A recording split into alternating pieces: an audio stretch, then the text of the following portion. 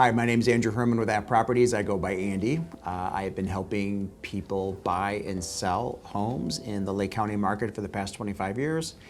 And I have a vast experience with all different types of markets, price range, styles of homes, but really it's the relationships. I'm more in the relationship business than I am in the real estate business with current clients, past clients, service providers, all of whom I can connect you with to help you connect your dots to your next move. So the why is always an important question to find out the answer to when making your move. I always ask, why are you doing this? So that will help us establish a timeline. And then from the timeline, we will connect the dots to the community, whether it be a school district, a zip code, a certain side of the street, an exposure, square footage, but really also about lifestyle and how you live. So I will do a deep dive into kind of the psychology of your move. And then from there, we can create our strategy on finding the right home for you and your family. Basic tasks for an agent, or what does a realtor do? That's a great question. We work always in your best interest. We are, or I am, a fiduciary. So whatever is best for you is kind of the mantra. Trying to find you the right home, whether it's through traditional search methods like the MLS, for example, the multiple listing service, or again, my relationships with other brokers who work different markets and asking, hey, what's your inventory coming on, in order to make a good match for my client and for the other agent's client as well.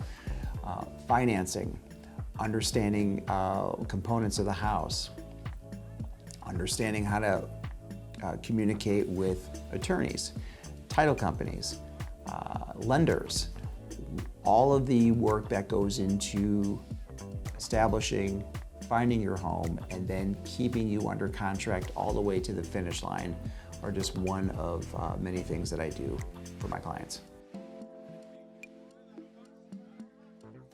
An earnest money deposit is a deposit of good faith that you typically tender with your initial offer.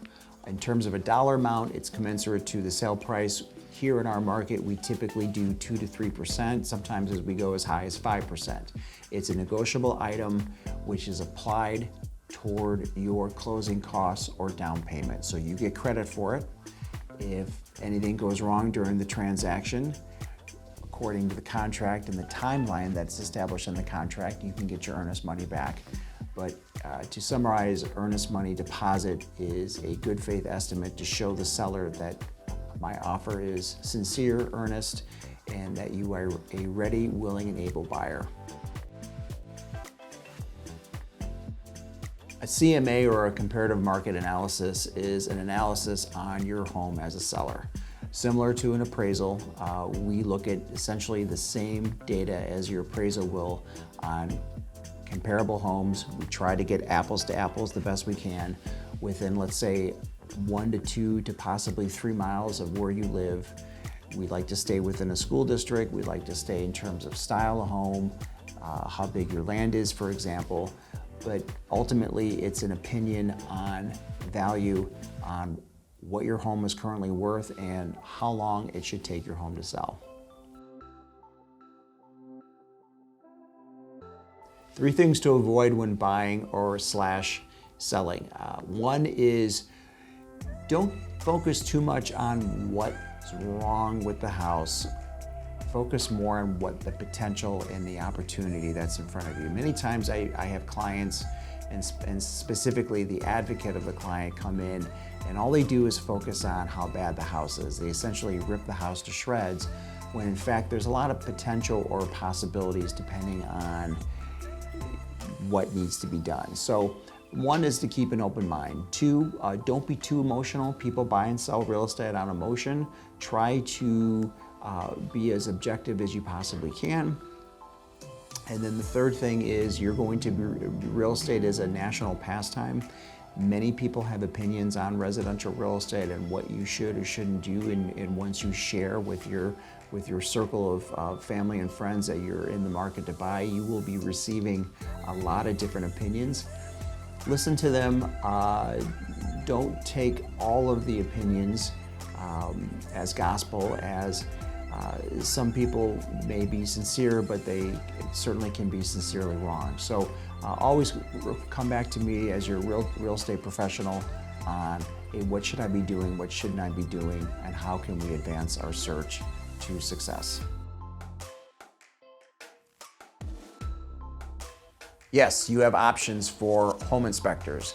In addition to doing a general home inspection, you can do multiple inspections. You can have a specific person come and look at the HVAC, the electric, the foundation, the roof and gutters. So you have plenty of options for inspectors, different types of inspections to check the various systems throughout the house. And if there's an issue that comes up during the home inspection, no sweat. We will review it, we'll talk about it, and come up with a strategy for the next appropriate steps. Typically, every or most inspection issues that do come up on a home inspection report can be resolved, and resolved amicably between the buyer and the seller. So you get the keys at closing. You'll be going to a title company, a local title company in your area. You will complete the closing with the title company, with the seller, and with the lender. And once that happens, which typically takes about an hour, you will receive the keys. Thanks for watching this general Q&A on residential real estate. If you have any questions for me, please put it in the comment box below. Make sure to like, share, and subscribe my YouTube channel, and check out my website, listingsoflakecounty.com, which has all listings for sale throughout Northern Illinois. My website updates in real time. Please reach out with any questions, and I look forward to talking to you soon.